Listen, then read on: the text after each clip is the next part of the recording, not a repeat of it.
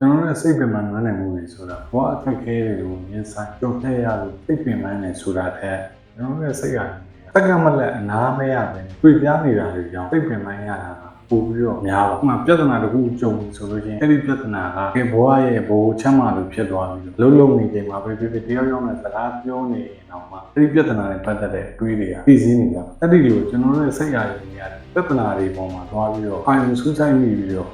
စိတ်ပင်ပန်းရတဲ့အဖြစ်တွေကိုဘယ်လိုကာကွယ်လဲဆိုတဲ့အော်ဒီကိုမြန်မာလိုပြန်ပြီးတော့ဒီနေ့ညှောင်းပေးတော့မှာပဲ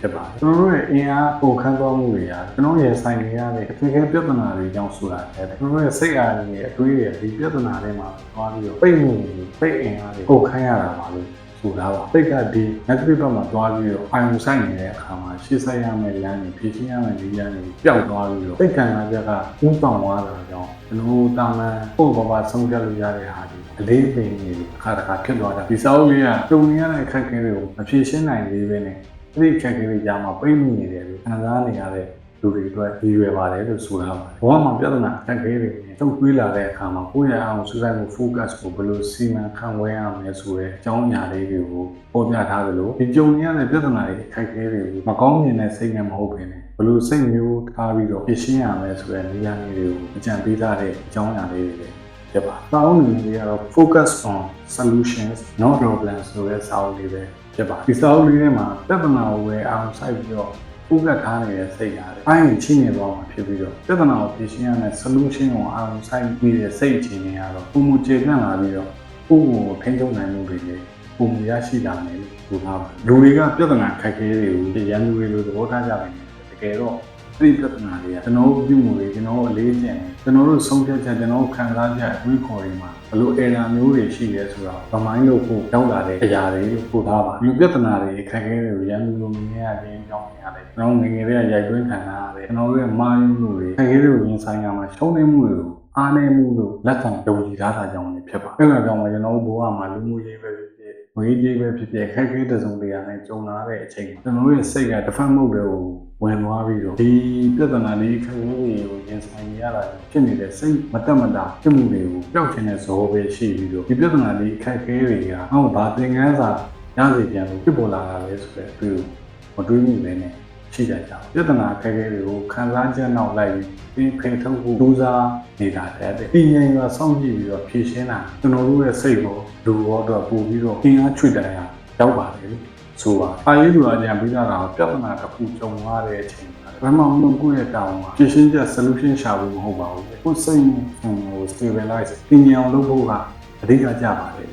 ်ဘာဖြစ်လို့လဲဆိုတော့စိတ်ကပြင်နေမှပဲရှင်းလင်းပြတ်သားတဲ့ဖြည့်ရှင်းချက်တွေကျွန်တော်တို့ရှာဖို့တွေ့ရှိမှာဖြစ်ပါတယ်လို့ဆိုပါကျွန်တော်တို့ရဲ့စိတ်ကကျွန်တော်တို့ကိုကာဝယ်မှုကြိုးစားနေတယ်ဆိုတာတော့အမှန်ပါပဲဒါပေမဲ့အဲ့လိုကာဝယ်မှုကြိုးစားနေနေပဲအဲ့ဒီစိတ်ကပြဿနာတွေကိုပဲဖတ်တွေ့ထားမိတတ်တဲ့သဘာဝရှိတယ်လို့ဆိုပါတယ်။တော့မတရားတွေးလို့ညံ over thinking တွေရပဲအလုံးဖြစ်နေတယ်လို့အလုံးမဲ့ဆွေးပူပန်စိတ်ရှိတဲ့ချင်းရတယ်ကျွန်တော်တို့ကပို့ပြီးတော့တာဝန်ပြီးတဲ့ရှိနေတဲ့အောင်ခံစားချက်မျိုးတွေနဲ့ကျွန်တော်တို့ပြန်ပြီးတော့လှည့်စားထားတတ်ပါ။ဘာပြဿနာလဲဘာခက်ခဲလဲဆိုတော့မြင်နိုင်မှုအတွက်တတိမလိုပေမဲ့ဒီပြဿနာတွေဒီအခက်အခဲတွေတိုးလောနိုင်တဲ့ solution ကိုလုံဆောင်မှုအတွက်ကြတော့တတိလိုပါတယ်လို့စာရေးသူကထောက်ပြထားပါတယ်။ဒါကြောင့်ကျွန်တော်စိတ်ပိုင်းဆိုင်ရာအရာခံစားရမှုတွေရတယ်။ဖြစ်ပျက်တွေကြောင့်ထူတာတဲ့။အဲ့ဒီဖြစ်ပျက်တွေအပေါ်မှာသင်ပွားပြီးတော့ကျွန်တော်ရဲ့စိတ်ကဖန်နေကြတဲ့ဇလန်းဒရာမာတွေကြောင့်ဖြစ်ပါတယ်။တနည်းအားဖြင့်ပြောရင်စိတ်ပိုင်းဆိုင်ရာဒီခံစားချက်တွေက past တွေကြောင့်ဆိုတာကအဲ့ဒီ past တွေအပေါ်မှာစိတ်ရဲ့အလိုတွေနဲ့ပုံဖော်ထားတဲ့ဒရာမာတွေကြောင့်ပို့ပြီးတော့စိတ်ကနည်းနည်းနေခံစားရတာမျိုးတိုးခြင်းဖြစ်ပါတယ်။ဥပမာနဲ့လူတစ်ယောက်ကကိုယ့်ကိုဖုန်းမဆက်ဘူး။သူ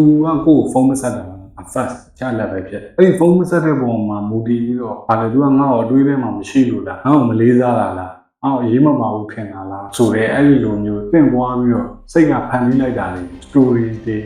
drama တွေလို့သတ်မှတ်ပါအဲ့တော့ကျွန်တော်တို့ရဲ့စိတ်ကံကကြတာဖုန်းမဆက်ဘူးဆိုတဲ့ first ကြောင့်ခံစားရတယ်ဆိုတာလေအဲ့ဒီအပေါ်မှာစိတ်ကဆင့်ပွားလိုက်တယ်ခုနလိုချက်လက်တွေကြောင့်စိတ်ရဲ့မကြည်လင်မှုတွေဖြစ်လာနေတာပဲဖြစ်ပါအဲ့လိုစိတ်ထဲမှာပြင်းထန်တဲ့ခံစားချက်တွေဖြစ်ပေါ်လာပြီဆိုလို့ရှိရင်ဘယ်အကြောင်းအရာတွေကြောင့်ဖြစ်တာလဲဆိုတဲ့ first တွေကိုပဲပတ်သက်ချရေးပါတယ်အဲ့ပုံမှာဘာမှထပ်မကွာနိုင်ဘုံမစက်လာဘာကြောင့်လို့ထင်နေဆိုတဲ့ဟာတွေလေသူကလေးလူမရှိခိုင်းတော့အဲ့ဒါဟုတ်တက်ခွေးအဲ့လိုခွေးရေးပြီးတဲ့အခါကျတော့ဆုံး first တွေရဲ့ကိုယ်စိတ်ရထင်မြင်စားချက်တွေအဲ့ဒီနှစ်ခုကိုတိုက်စစ်ပြီးတော့နှိုင်းရှင်ကြည့်ပါတယ်အဲ့ဒီလိုနှိုင်းရှင်ကြည့်နေတဲ့သင်ကြားလို့ရှိရင်ကိုတုံရတဲ့စိတ်ဖြစ်ပြီးမှုအများစုကတကယ်အရှိတရားအချက်လက် first တွေကြောင့်ဆိုတာထက်ကျွန်တော်စိတ်ကနေပြီးတော့ဆင်ဝါဖန်ပြီးတာပဲဒီ story တွေ drama တွေကြောင့်အဖြစ်များတယ်ဆိုတော့မြင်လာပါလိမ့်မယ်တိုင်ရည်သူကဆိုပါနောက်တစ်ချက်ကတော့ရန် emotion တွေရန်မြင့်တက်လာတဲ့အခါမှာလေတွေးကုန်မျောမြင်နိုင်သွားနေတာကျင်းကြောင်းသွားတတ်ပါတယ်ဒီကြုံရတဲ့ track ကြီးပျောက်သွားမှစိတ်ရင်းရမယ်လို့သင်ယူစကြပြီလေတကယ်ရှိပြားကျွန်တော်စိတ်ကိုငြိမ်းအောင်အရင်လုပ်ပြီးတော့ဒီပြဿနာကိုတေးပြခွဲခြားစိတ်ပြမှုလုပ်နိုင်မှာလားတကယ် solution ကိုရရှိမှာဖြစ်ပါတယ် emotion နဲ့ control လုပ်ဖို့ဆိုတာတဲ့ဒီခံစားချက်လေးတွေကိုအောင်ပြီးအောင်တဲ့မျိုးသိထားရမယ်လို့ဆိုချင်တာမဟုတ်ဘူးအဲ့ဒီခံစားချက်တွေကကိုယ့်ရဲ့အတွေးခေါ်မျိုးမြင်တွေကိုပုံမှန်မသွားဘူးတတိပြုဖို့ပဲဆိုလိုချင်တာဖြစ်ပါတယ်ဒီလိုပြဿနာတစ်ခုကြုံလာတဲ့အချိန်မှာစိတ်လှုပ်ရှားမှုတွေပြင်းလာတာနဲ့ဒီမှာတင်းတင်းကြပ်ကြပ်ဖြစ်လာတာအသက်ရှူမြန်လာတ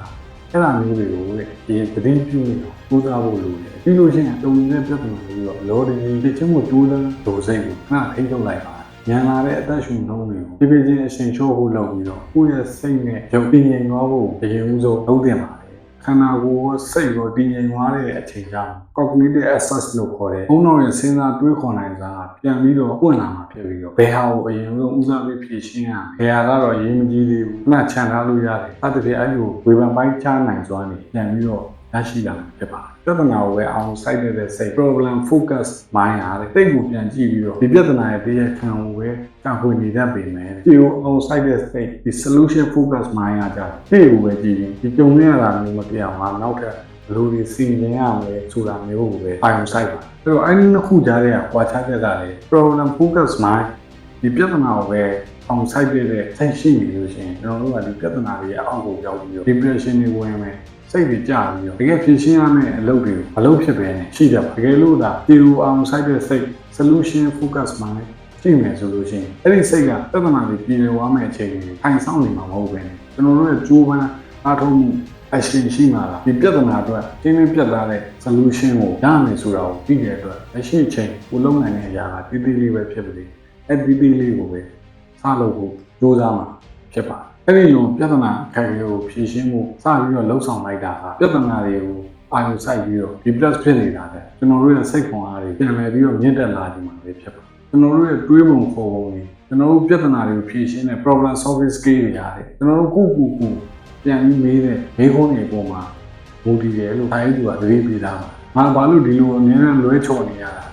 တာဒါကဘာလို့ငါကြမှာဖြစ်ရတာလဲဆိုတဲ့ဒီလိုမေးခွန်းတွေရတယ်ကိုအပြစ်တင်ရင်တွေးတော့ပူပန်တတ်ခြင်းဆိုတဲ့ဒီတန်မြာတွေကိုဒဲနေခြင်းမှာပဲဖြစ်ပါလက်ရှိချိန်မှာငါဘက်ကဘာကိုအင်းထုတ်လို့ရအောင်လဲလက်ရှိပြဿနာကြီးမှာငါဘယ်အပိုင်းကိုစပြီးတော့ဖြေရှင်းလို့ရအောင်လဲဆိုတာမျိုးဒီချိန်ကြီးကနေကြော်ဖြတ်နိုင်ဖို့အတွက်ငါလုံနိုင်တဲ့အသေးဆုံး step ကဘာဖြစ်မလဲဆိုတာအဲ့ဒီလိုမေးခွန်းမျိုးတွေရတယ်ကိုယ့်ရဲ့စိတ်လှုပ်ရှားမှုတွေအတလောပူပန်နေမှုတွေကိုတော့ကြစေပြီးတော့တကယ်လက်တွေ့ကြတဲ့လှုပ်ဆောင်ချက်တွေလှုပ်ဆောင်နိုင်စေမှာပဲဖြစ်ပါတယ်ဒါတော့ပြဿနာတွေကကိုယ့်ရဲ့အာရုံကိုအဲ့ဒီစီကိုရောက်ဖို့ဆွဲခွန်နေတာမျိုးမဟုတ်ပဲနေလေကျွန်တော်တို့ရဲ့စိတ်အာရုံကဒီပြဿနာတွေစီကိုတွားနေတာပဲဖြစ်ပါတယ်လို့ဆိုင်ရေးသူကတော့သုံးသပ်ပြတာပါကျွန်တော်ပြဿနာဖြစ်လာတိုင်းပြင်ရှင်းရမယ့် solution ကိုအာရုံရောက်ရမှာတဲ့ပြဿနာတွေပေါ်မှာပဲကျွန်တော်တို့ရဲ့ focus အောင်ဆိုင်မှုကတွားတဲ့လေ့ကျင့်တွေကများလာတဲ့အခါမှာအဲ့ဒါကြီးကိုကျွန်တော်တို့ရဲ့ဗီဇကိုမှားယုံပြီးတော့ခံယူမိသွားတာဖြစ်ပါတကယ်တော့အဲ့လိုဗီဇမဟုတ်တဲ့လောက်ပါများလို့ဖြစ်နေတဲ့စိတ်အခြေအနေtime bouncing ကိုခေါ်တယ်လေဒီအပိုင်းခြားတတ်မှတ်ခြင်းဆိုတဲ့နီလန်းနဲ့ပြန်ပြီးတော့ကျွန်တော်တို့ပြင်ဆင်ယူလို့ရပါတယ်ဒီဆောင်းထဲမှာပေါ်ပြထားပါအဲ့ဒီနီလန်းကဘယ်လိုလဲဆိုတော့အဲ့ဒီကံကံပြဿနာတွေအတွက်ကျွန်တော်တို့ရဲ့တမိတာတွေကဘယ်အချိန်မှာခေါင်းနေထားမယ်ဆိုပြီးတော့သူ့အတွက်ကိုပြဿနာနဲ့အချိန်တစ်ခုအားရှိလိုက်တာမျိုးဖြစ်ပါအဲ့လိုသတ်မှတ်ထားတဲ့အချိန်မရောက်သေးခင်ပဲဖြစ်ဖြစ်အဲ့လိုသတ်မှတ်ထားတဲ့အချိန်ပြီးဆုံးသွားတဲ့အခါမှာပဲဖြစ်ဖြစ်ဒီပြဿနာကြီးကျွန်တော်ဘောင်းတော့ပြန်ရောက်လာလို့ရှိရင်မဟုတ်ဘူးဒီပြဿနာကိုဖြေရှင်းဖို့ဒီပြဿနာတွေခေါင်းနေဖို့အတွက်အချိန်တက်သတ်မှတ်ထားပြီးသားလို့ကိုယ့်ကိုပြန်ပြီးတော့သတိပေး remind လုပ်ပြီးတော့လက်ရှိလုပ်ရမယ့်အလုပ်ပေါ်မှာအာရုံပြန်ဆိုင်နိုင်မှုစူးစမ်းပါလို့ပြန်ပြုလာပါဖြေရှာလို့စိတ်ရှိတဲ့လူရဲ့စိတ်အခြေအနေဆိုတာလေအတရားကြီးကိုဖြေရှင်းနိုင်မှာဖြစ်မယ်ဆိုတဲ့ပြအားပေးတဲ့ပုံစံမျိုးမဟုတ်ပါဘူးဒါကြီးကိုဇိုင်းမမှန်နဲ့ဖြေရှင်းနိုင်ဖို့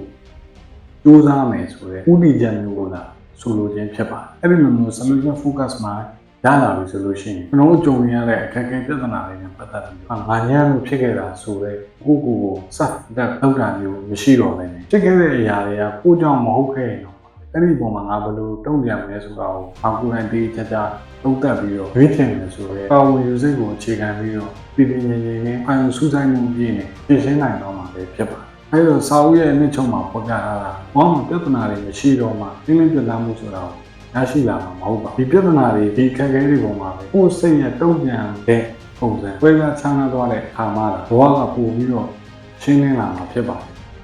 first နဲ့ story တွေ drama တွေခွဲခြားပြီးတော့စိတ်ခံစားချက်ပြင်းထန်မှုကြော့ချနိုင်မှုစူးစမ်းပါကိုပြန်ပြီးတော့စိတ်ကြနေမယ်မိခိုးတွေထက်ကိုမူကောင်းမွန်တဲ့မိခိုးတွေကိုကိုပြန်မိတတ်အောင်စူးစမ်းပြီးအသိဉာဏ်ဆုံးခြေလဲနဲ့ဖြစ်